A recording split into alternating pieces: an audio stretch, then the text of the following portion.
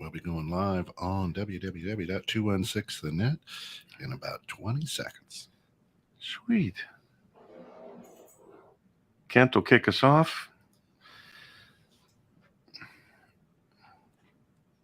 And then I'll introduce you.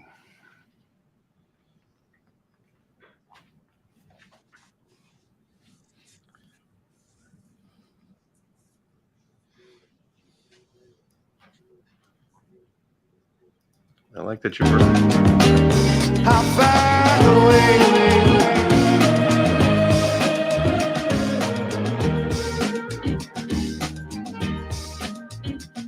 For the thrill is gone, I gotta get it on and find that strength. Cause the road I chose, yeah, it's always full. Those highway lights make me feel so safe. I chase the lightning, I got soaked in the rain. Good morning. Welcome 216 Net. This is Innovative Strategies with Bill HAASE. Innovative Strategies is a show designed to help people with their business and personal financial literacy, but not the way you've known. It's not your grandpa's financial literacy, as Bill uses his 30 plus years in the financial industry to stretch your financial box from about a 30,000 foot view of things. Bill and his guests have helped hundreds of clients achieve and surpass their financial goals. If you have questions, email Bill at BillHaase. That's Bill at BillHaase.com, or reach out to him at 216net@gmail.com. And just put Innovative Strategies in the subject line. This morning, we are blessed to have our good friend Steve Furman. And of course, he is the 4 Pillars coach. And we're going to be talking about, the 4 pillars to scale up. Bill, good morning. Hey, morning, Ken. How you doing? I am healthy. You're a little lively today. Hey. You got the 30,000 square foot level. I didn't trip good. over that this We're still week. Down from 50,000, Right. But we're over that 1,000. We're above the clouds anyway. From time to time. But good morning, everyone. And we do have some great guests here today. Mr. Steve Furman, not to mention an ex-Marine. Thank you for your service. But I see he's also part of Kiwanis. That was a group that I spent many a year with myself as an officer of that. But, Steve has this great strategy and helping businesses learn how to scale up. It's a 4-pillar strategy that we're going to talk about here today. And I like how he says it's not a sprint, it's a marathon. So, Steve, welcome to the show. Come on and tell us a little bit about who you are and what do you mean it's not a sprint? It's a marathon. Hey, Bill, thanks. I appreciate it. And just so you know, once a Marine, always a Marine, my friend. That's true. That's the thing as an ex-Marine that I've ever met, but there might be one out there somewhere. But I appreciate it. Maybe. It's nice to be on the show. Thank you. The 4-pillar coach, I've been, I guess I'll start it with every coach should have a coach. I've been coached over the last 25 years. I actually have 2 coaches now. I originally started out as the strategic coach, which is Dan Sullivan up in Toronto, Canada. But the 4-pillar coach is all about the 4 pillars of the 4 decisions, or what we like to call the 4 Ds of running any business. And that's people, cash, strategy, and execution. These 4 pillars are imperative in running a good business. And if you want to scale and have sustainable growth, you really need to get them right. Yeah, I know. I totally understand that. And agree with you. I also want to say good morning, Scott Giles. Thanks for coming on. And Tad, always a pleasure to have you come on the show. So people, strategy, execution, cash. You got to have enough cash to keep it going, right? Well, think about it. You absolutely need enough cash, and growth sucks cash. But if we start at the first pillar of the methodology of people, right people in the right seats on the bus, right? How many times have you had an employee you should have fired, God knows how many years ago, and you just kept them on because you felt bad, or, they had a sick grandma, who knows why? Or you just were too lazy, or just didn't really take the time and the initiative to find someone and put them in the right seat. If you get someone that's sitting in the right seat doing what they love, they will never get tired They will work tirelessly. They'll work super hard because they love what they do. They're not really working. They're doing what they love, and they happen to get paid for it. So people is important. I'm obviously all for important, but you need a strategy, right? Yeah. If Well, you don't have people, it, but going back to people, yeah, there's going to be those employees that you wish you hadn't hired, but they're expensive to replace, right? well, that's a really big topic. We could spend an hour or two on this topic alone. The Great Resignation. I've been telling my clients for years. I've always had this mindset: your very first client as a CEO or business owner or an entrepreneur is your employee, because your employee is who's going to really be the one interacting and interfacing with your actual clients. So I think a lot of the issues going on now are really because, well, not only the pandemic and we're all a little dispersed and we're not as cohesive as we maybe could be if we were all in one environment, but having empathy for your employees. I think it's not always about the money. I think a lot of times it's about being able to help them have a better quality of life and being there for them and understanding them. I can't agree with you more. I understand and I see, obviously I've been in the financial world for over 35 years. So, it's money and to see people who chase the money and the almighty dollar. But, I've always been one to say, if you just do things the right way, the money comes, the money flows, It does. So why stress out about it?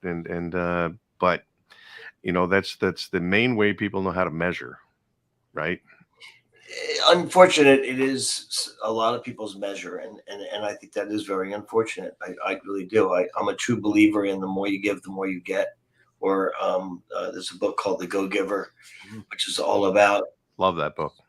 yeah, it's just all about giving, and don't worry about receiving. It'll come, but you don't have to think about that. Just do it because you want to do something good for somebody. Yeah, well, that book starts off with its first principle is always give more than you expect to receive in return. Mhm. And it has a financial tone to it. But that the last of the 5 things in that book is receiving. Yep.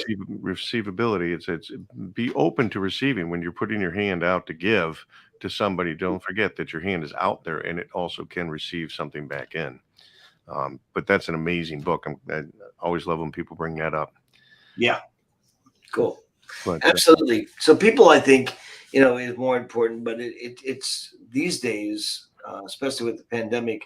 I come from a 40-year tech background of building, running, and selling tech companies, and I kind of knew this was coming. This whole remote work environment was coming because I was doing it back in 2010.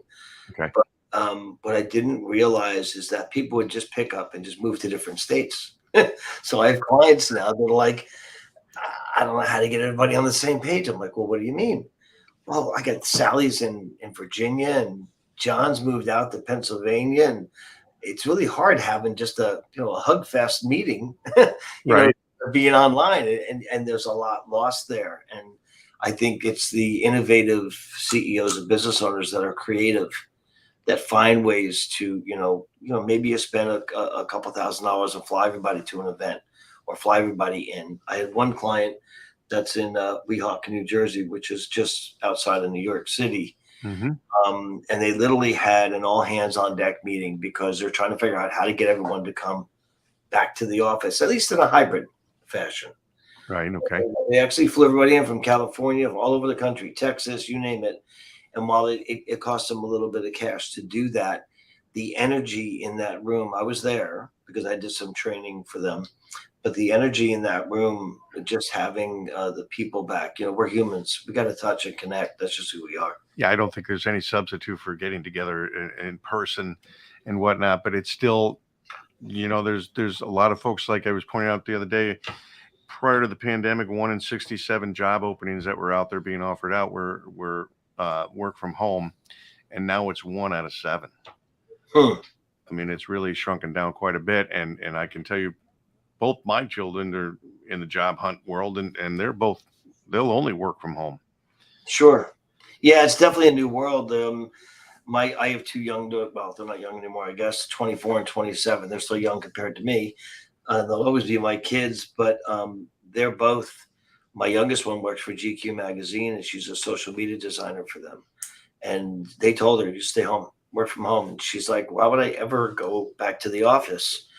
And my older daughter, kind of the same thing, except she's got a hybrid schedule of 2 days in and 3 days off. Yeah. They're expecting that, you know, the business owners are going to just accept what they're told they're going to accept. And it's got to be a fair mix, I think. I think maybe a hybrid makes a lot of sense. I think there's something to be said for that human connectivity of brainstorming together in a room, looking at body actions, how people act, you know. Well, certain industries you are more in person than others, right? Mhm. I mean, you know, so in the banking world, my wife's in the banking world, and she's doing the hybrid work deal where she's going in 2-3 days a week and working from home the other days. And it's a great combination because, you know, you save money because you don't have the commute. You save time because you don't have to get up earlier to do that commute. And ironically, in my wife's office, they were told for years that you'll never, ever work from home. It's never going to happen. I'm never going to allow it. Don't even bring it up anymore. We have a pandemic. Come in when you're sick. Everybody works from home. And what happens? They were actually more productive in those 2 years and have done more business in these last 2 years than they were doing prior to that. Companies are thriving. Some companies, if they were ready for it or prepared for it or actually embraced it, are truly thriving. And I always say never, because you never know. And I'll tell you, back in 2010, when I started doing remote computing, I said that people will get on earlier, they'll stay on longer, they'll be happier. One thing I didn't think about is the fatigue, because, you know, I'm working from home. I've always worked from home, you know, short of when I exited my companies. But it'll be Sunday night and I'll go, oh, I forgot to do that thing for that client. And I'll jump in the office real quick and I'll do that. So there's a little bit of fatigue that happens. But yeah, they're absolutely more productive because they can be. And it's convenient. You do have to be careful from that burnout, even working from home. I mean, I've started working from my home in 2006 when I left the trading bits. And I still tell people it took me 1.5 years before I actually got into a decent rhythm, because all of a sudden it's like, oh, I could just, you know, I need a break. I'll just go do a load of laundry or run to the store and grab something, or, you know, let the dog out. And I could always find an excuse to step away. Until about 1.5 years in, where all of a sudden it was the opposite. Now I'm got so many things to do. I'm writing down notes so that I can check off the boxes and make sure I get it all done. And, you know, you look up and it was dark when you started and it's dark when you're finishing, and like, oopsie. Yeah. Unfortunate, but true. So yeah, you got to find that good work-life balance. There you go. Sally says, a little off topic now because typing, you were talking about the investment and cost of building a business. Plan, do, act is my answer to intelligently investing in the build of your business. A lot of business owners bypass the planning stage, the building of the machine, and just start acting. You have to know how you're doing, what you're doing in order to repeat, scale, and grow. You'll actually save money invested in the long run, investing in having a process of execution within. Oh, Sally, so true. You know, you really need a good, strong foundation. That's why it's 4 pillars: people, strategy, execution, cash. It's not just one pillar. But you really got to have a plan. If you fail to plan, you can plan to fail. I said it before, and I say it all the time, actually.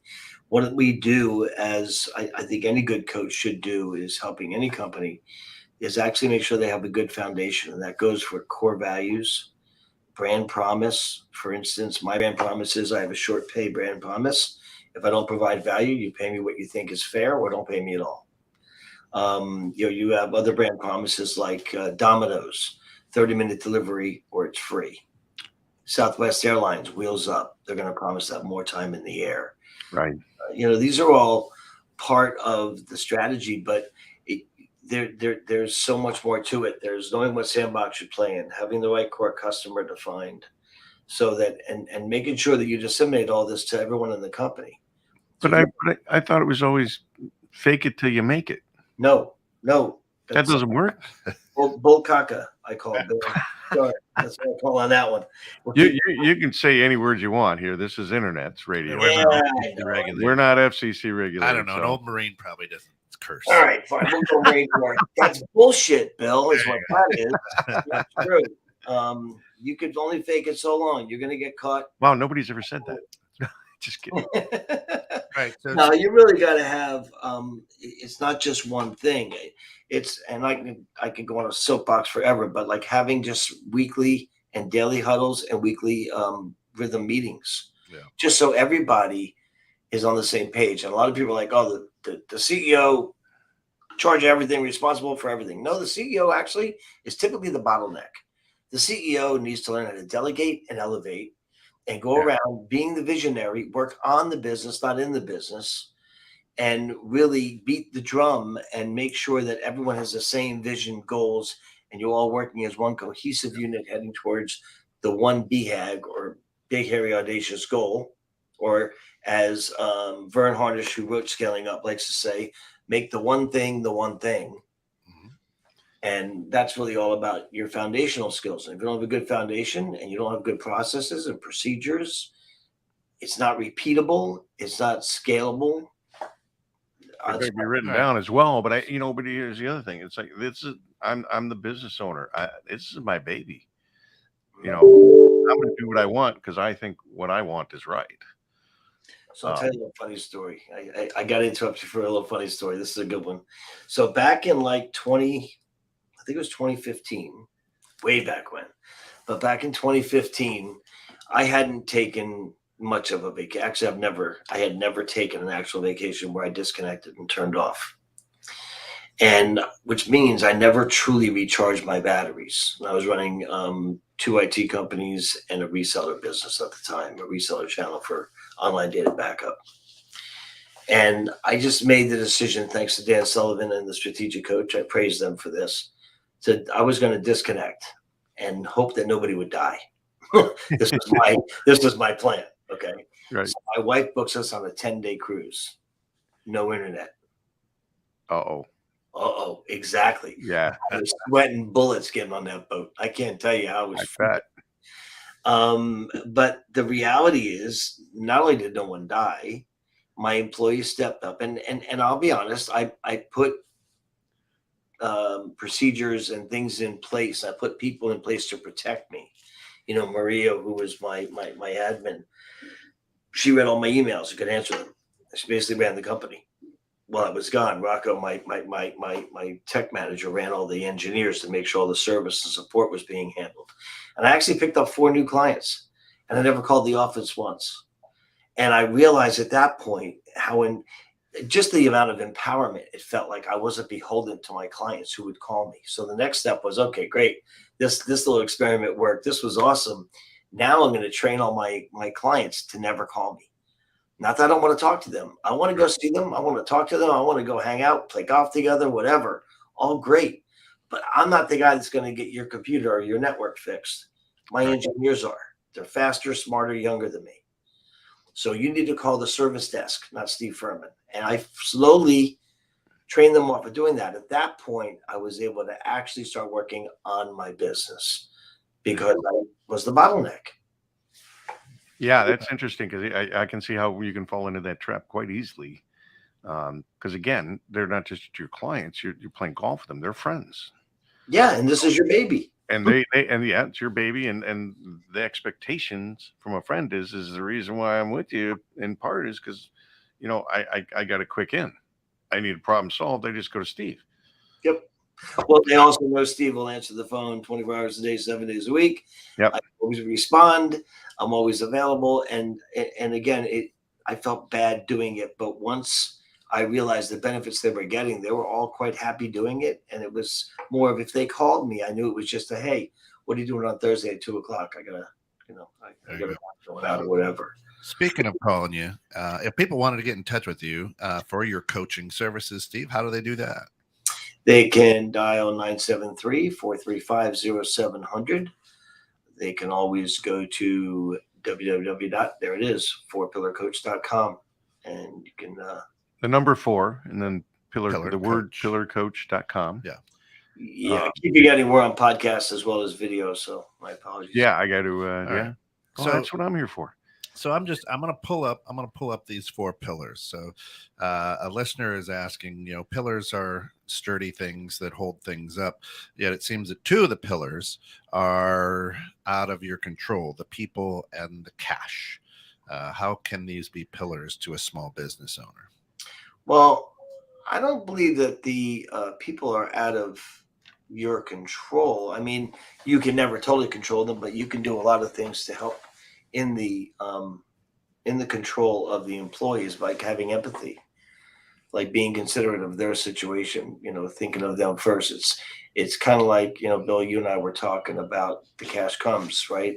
The Yeah. go-giver, and cash will just follow. Well, if you treat your employees properly and with empathy and respect, and make sure that their voice matters, you'd be surprised how quick, I hate to use the term, they die for you, but they'd fall in Right. stone for you because they're now a part of something bigger, something greater, part of the team. And if you don't have the right people in the right seats on the bus, then they're not going to get that, and then you probably should be looking for the right people. Yeah, no, I totally agree with you. That's leadership skills, which are important, that I think aren't really taken into consideration. Well, yeah, but in today's society, we have professional interviewers. I look good, smell good. I'll answer all your questions the right way, and I show up and I'm a piece of crap. Yeah. Well, there's something called top grading. So one of the important pillars of people is, and it's funny because we're not top grading as much as we used to. So before the pandemic, top grading was really important by having multiple interviews, background checks. I believe in Colby or DISC testing, so it's modus operandi testing to find out what type of person they are, how they function, how they consume information, how they extrapolate things, and those tools help in getting the right person for the job. And I always say you should really hire slow and fire quickly. Well, so I have a 27 and 24-year-old as well. Mhm. So more things in common. But what I tell my children when they're out interviewing for a job, I said, just be you. Just be yourself, because if it doesn't fit, then you want to know that now.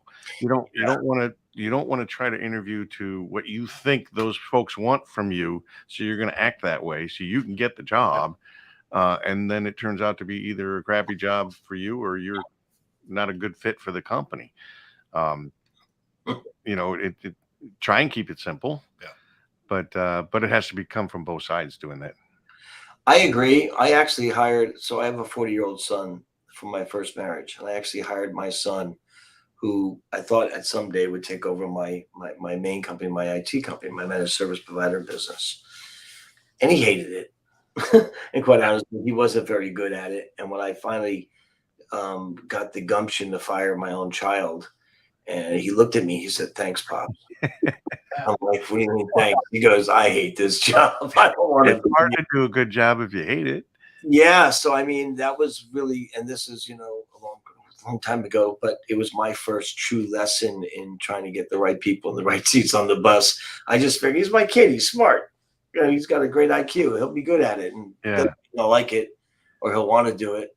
And if you do what you love, not only will people work their rear ends off doing it because they're not working, they're just doing what they love, but you'll never work a day in your life. If you get paid for it, bonus.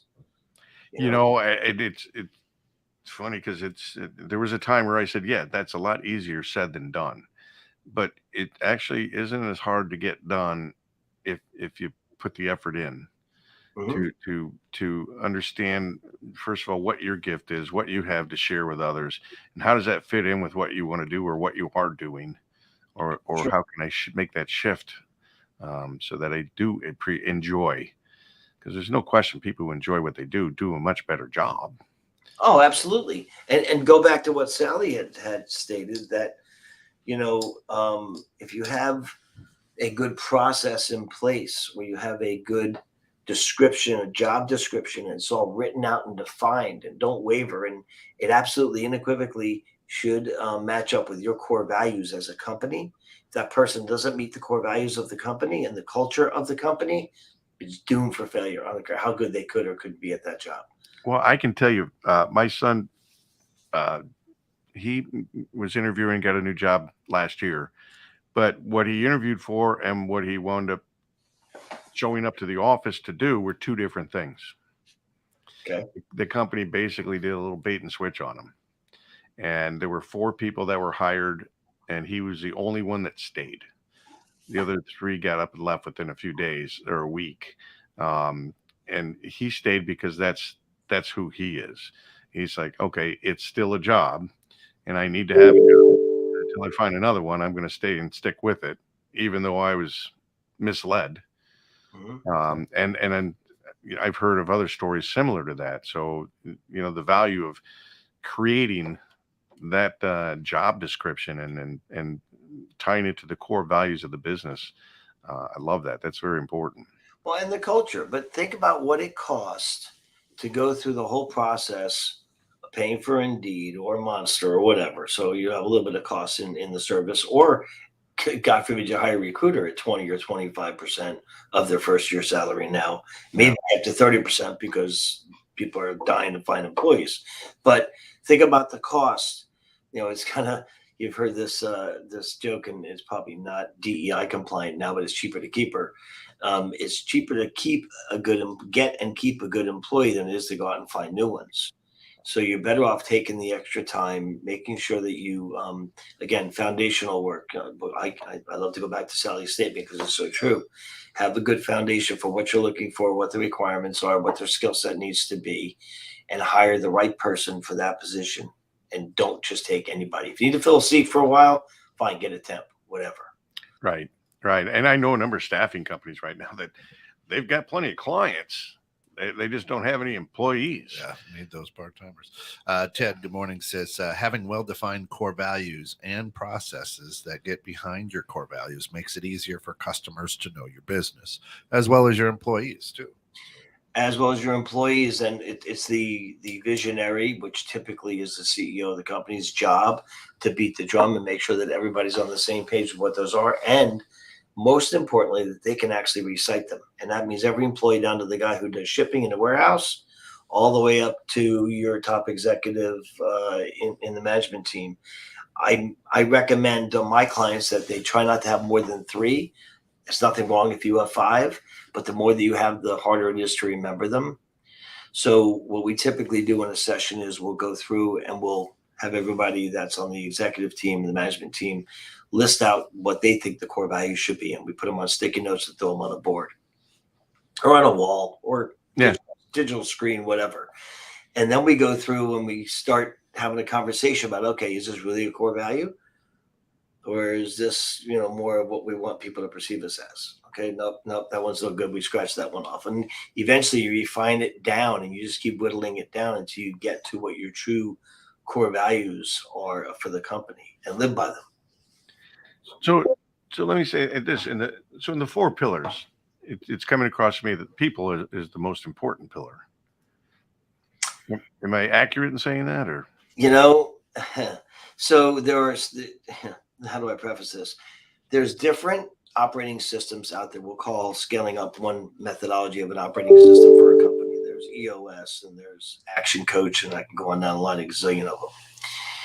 And one of the things I really liked about scaling up was that wherever the pain is, that's where you could start. So if people are having problems with cash, you can start at cash. If people have problems with people, you can start with people. It doesn't matter where you start in any one of the pillars. A lot of the other applications out there, methodologies, you start at A, you go to Z. People is huge. I would totally agree. But strategy is the hardest to get right. Okay. So people may be the most important thing to worry about, getting your strategy right. What is your company's X factor? Like it says here on the screen. What is your profit per X? What is your brand promise? What sandbox do you play in? Who is your actual right fit core customer? A good example, I was talking to my mentor the other day, and he's like, okay, so tell me, what is your perfect core customer? And so I told him, and he's like, so that means you wouldn't sell to this type of person? I'm like, well, no, I thought I wouldn't coach them or help them, but that's not my core customer. My core customer customer is mid-market companies, 3+ million in the tech space. That's my core customer. Would I deal with a law firm? Would I deal with a cybersecurity company or anybody? Sure, but that's not my core customer. And knowing that helps you stay on the one thing. That's the main thing, as Vern likes to say. Make the main thing your main thing, and that's what everybody should be driving towards. That main thing in the company. And I always thought strategy meant just build it and they will come. Well, That's not how it works, huh? No, I've not seen that work yet. No, I agree with you. It's and this is the whole part about what this show is about here, is trying to help business owners understand what is important and how to get, go from the moment you have a mind itch that says, I think I've got something here. I want to start a business. That's not good enough. Well, I want to go back to what Steve just said, and I think you're heading that direction because it triggered something. Is that a lot of business self-employed people will not necessarily have the right execution in place and they chase the cash. So I like what you said is like, yeah, will I have a conversation with them to see if it's a fit? Maybe. But that's not who my customer is. And a lot of times small business owners go, whoever wants to give me a check, I'm in bed with them. Let's go. Right. So how do you understand as a maybe a startup or a small business, or maybe even a business that you've just taken over that's been struggling to not chase that? So I think that I know for a fact, it's very common when you first start, because this is my 7th company. When you first start out, it's like, I'll take whatever I can get. I just need to get cash in. And a lot of times what I've always done with just about every company, I think every company I've started, is I test the waters. So I kind of, before I really launch it, before I really, put it out there and have a domain name and a website and everything else, I'm testing it on people. And I think that there's nothing wrong with doing what I like to call land grab, just to get things rolling and to build the confidence and to get started. But the companies that really do the best and that really truly scale are the ones that actually have a plan and they know exactly who they're going after. And they make their plan and they make their business plan designed to go after this target market. Now, in the perfect world, we'd all have $1 gazillion in the bank. We'd all have or funding, or however you want to look at it, and we can do that. But in reality, 99% of businesses out there are small businesses, and they're bootstrapped. And they start, I sold my very first computer. I went to the guy's office. He gave me a check, paid me up front, a lawyer. I went out and bought it. I then set it all up in his office, and what was left over was my profit. That's how I started my IT company of 33 years. Wow. So it's not uncommon at all, because, if you don't have the funds to do it, well, in theory, it's great. You don't really go from zero to instant scale up. Yeah. The odds are slim. No. No, and you got to be open-minded. You got to be willing to make adjustments and changes because whatever your thoughts are to begin with, that's great. That's what you call a good start. But then you got a lot to learn along the way, and you can make adjustments. We've done that on this show. Oh yeah. We completely changed the focus of this show, and it's based on that 99% of all businesses in this country are small businesses, meaning under 500 employees, and 88% are actually under 20 employees. Oh yeah, absolutely. And we thought that's a great market. Let's shift and let's help these folks out, and let's help them with that scalability. Let's help them get to those next levels, and tell them and inform them of different ways in which to accomplish that. Yeah. So we have we have a lot of tools that we use, things to help take the emotion out of the thought process, because one of the biggest problems as an entrepreneur is you're so connected and emotional. It's your baby. But one of the main tools that we use, and what a lot of the other tools all drive and feed into, is what we call the one-page strategic plan, or the OPSP.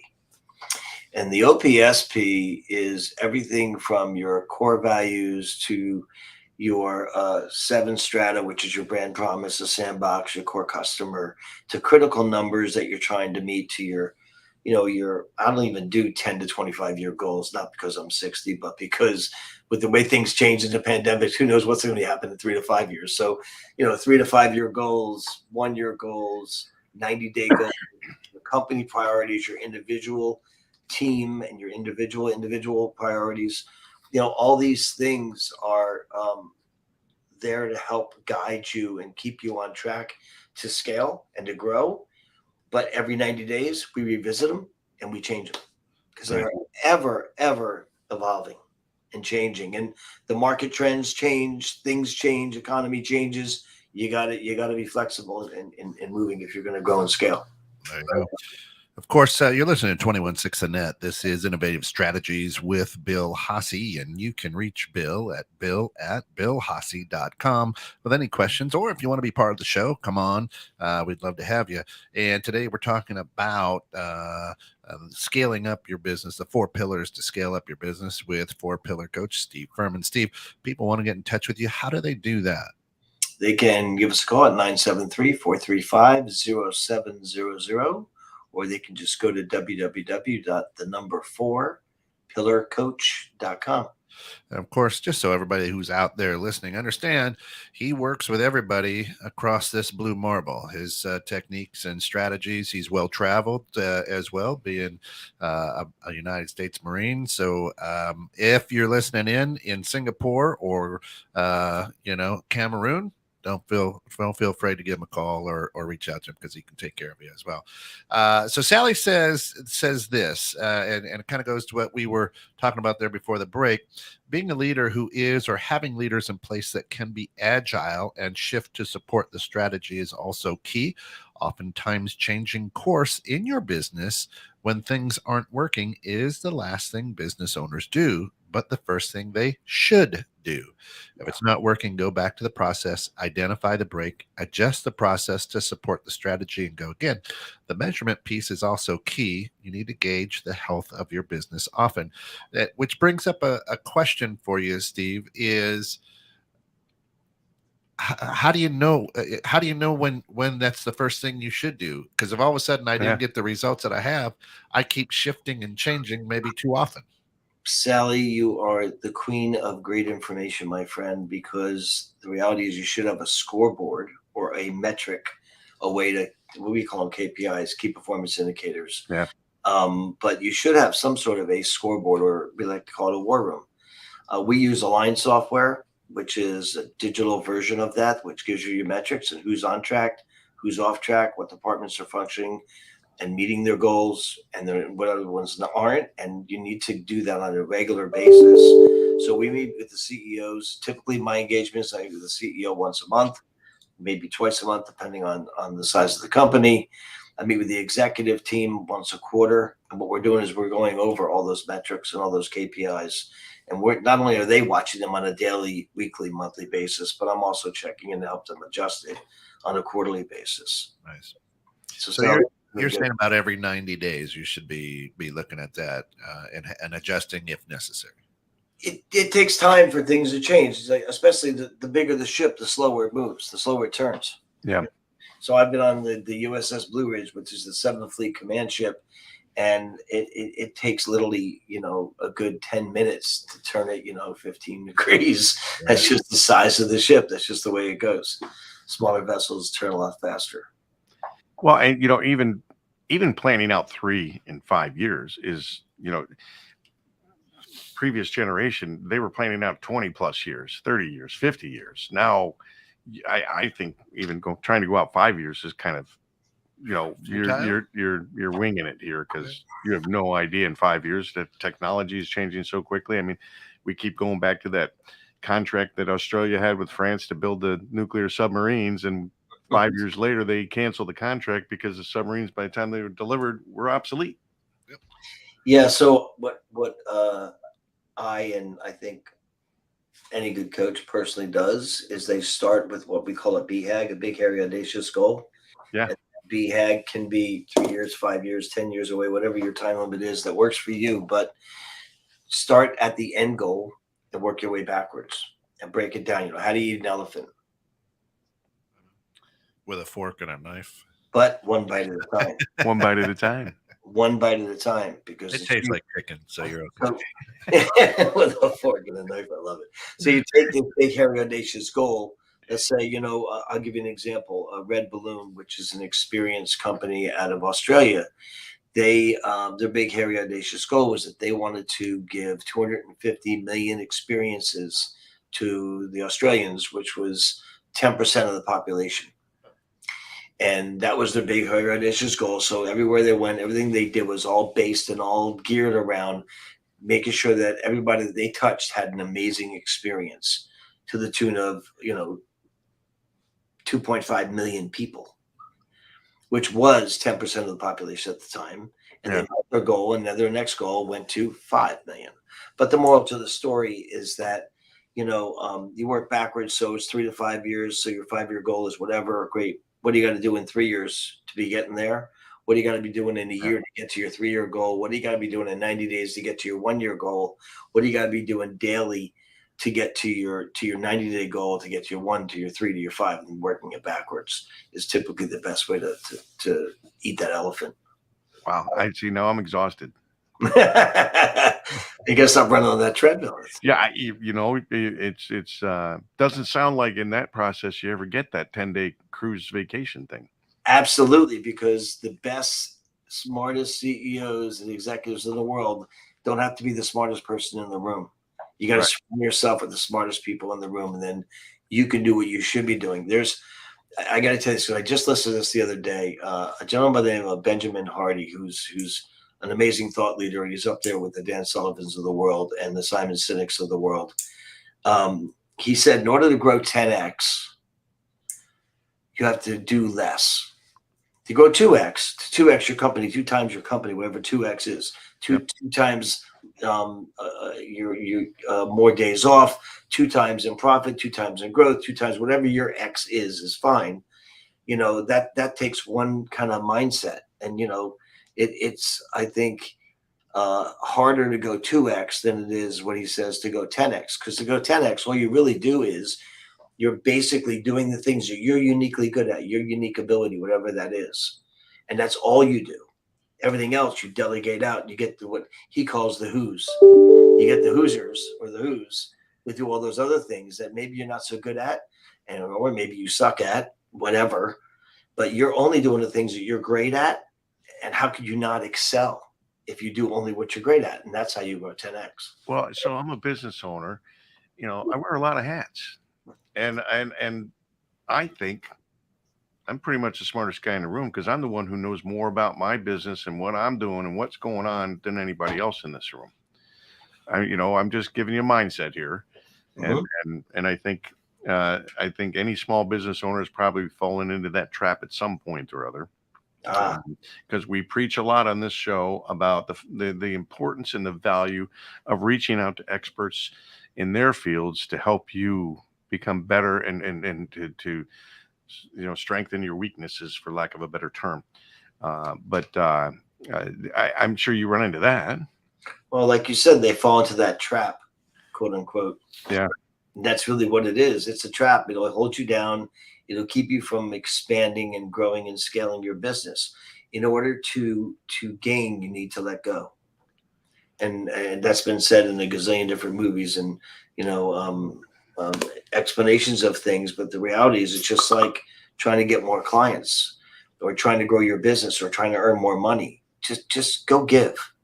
Go give, go give, go give, go give. And give because you want to give. The rest will come. And just like running a business, be the visionary. It's your business. Great. Awesome.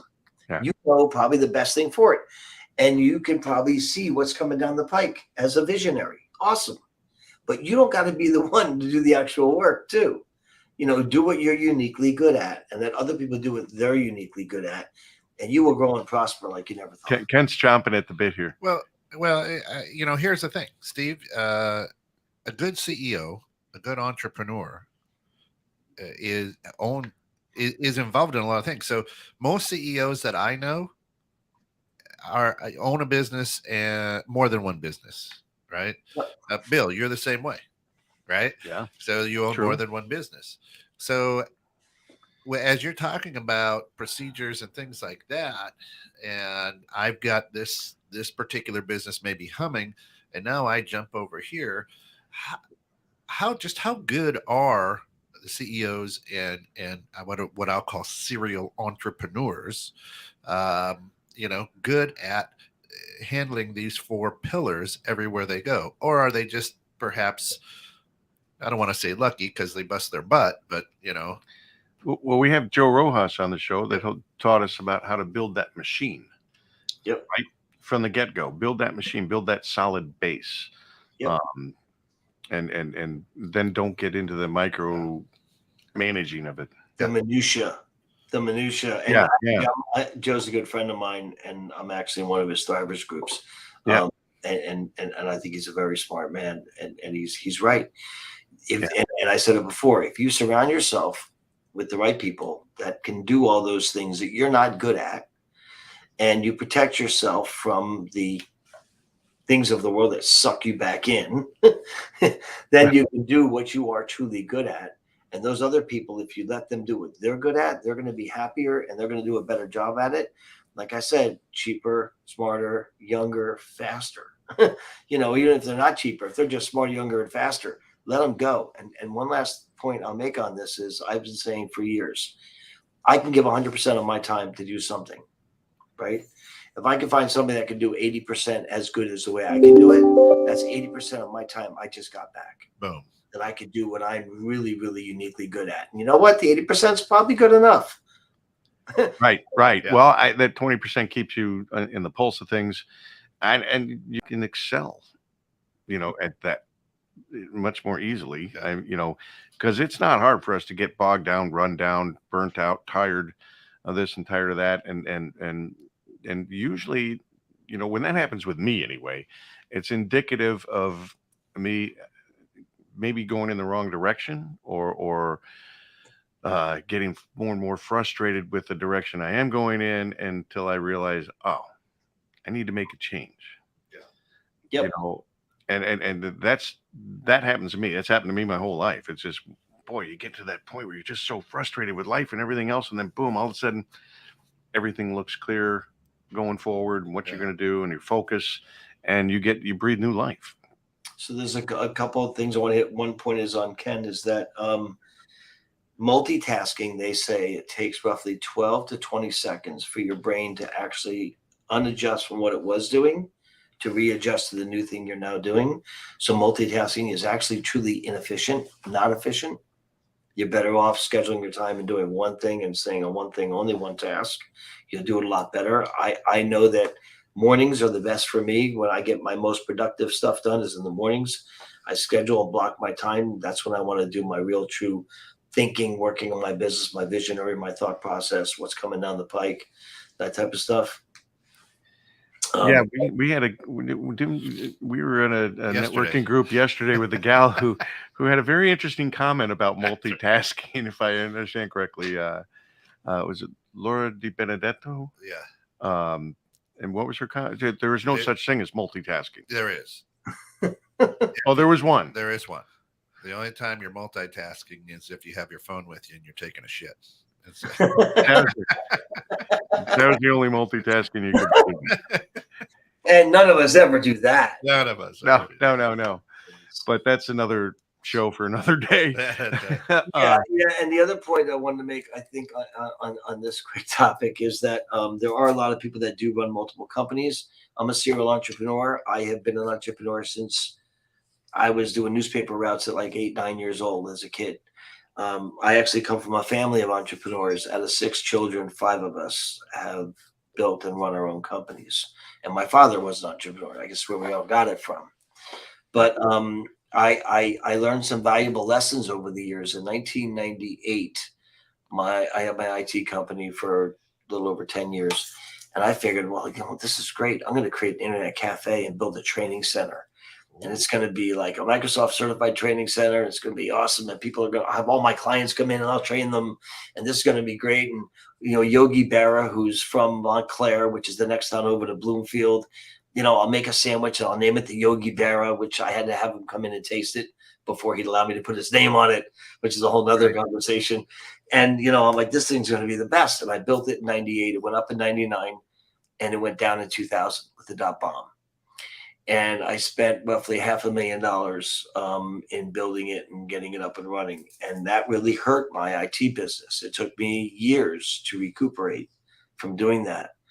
Now, that doesn't mean that it's not possible to run multiple companies and be successful. I honestly have my 4-pillar coach business, and I'm still a virtual CIO for a few companies. So I'm still doing some work in the tech world because they just won't let me out. But the reality is that I think you'll do a lot better if you focus on the main thing and make that main thing the one thing, and that's what you focus on, the one thing.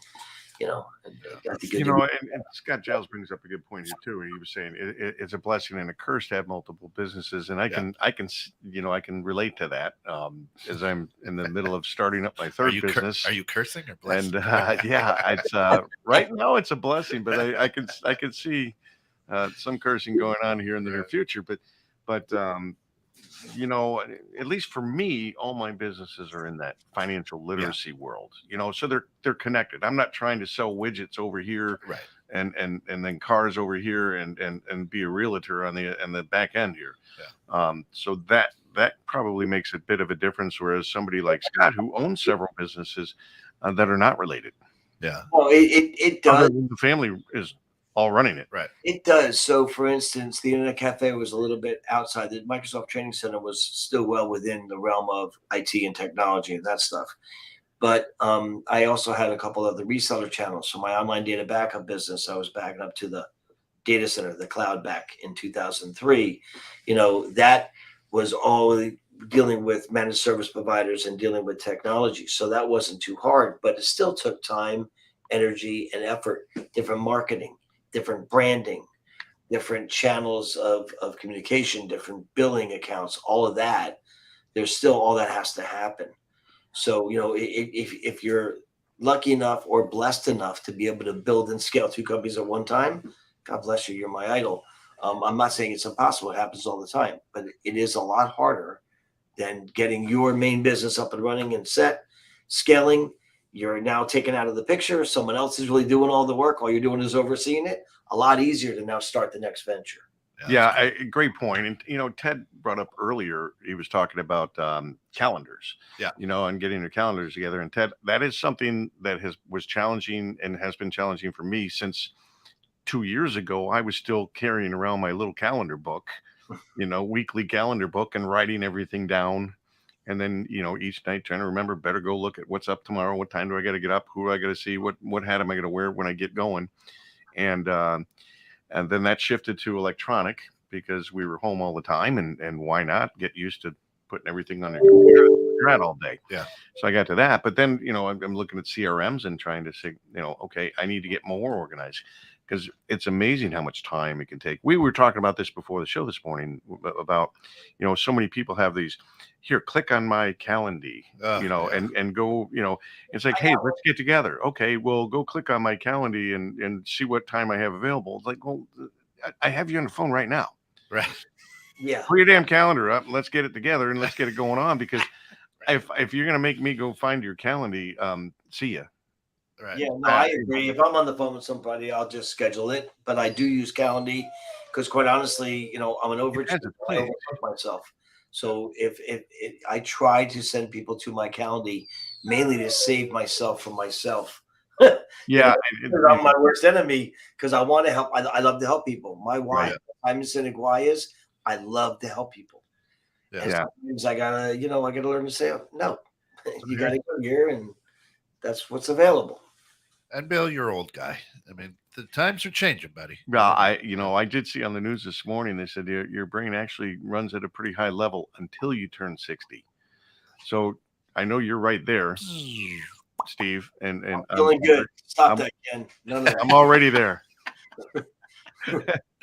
Oh, goodness. Hey, Ted says, there are too many hats in a business to have an owner completely run themselves. Having a team of experts that excel in areas you don't recognize, you don't know everything. Businesses that succeed do so because the owners know their limits. But don't tell me how to raise my child. This is my baby, right? We said. So how do you help people break out of that mold of I've got to wear all the hats? Some will, some won't. Some do, some don't. So what? And by the way, thank you, Ted, because what you said is 1,000% correct, and I'm a true believer in it. We try, and again, using some of our tools, show them the benefits of what things could be if they were to step away. What does freedom look like? We do an OPPP, which is a one-page personal plan, not the OPSP, just acronyms. It's all about acronyms, really. Right. So just Good acronym. Military guy.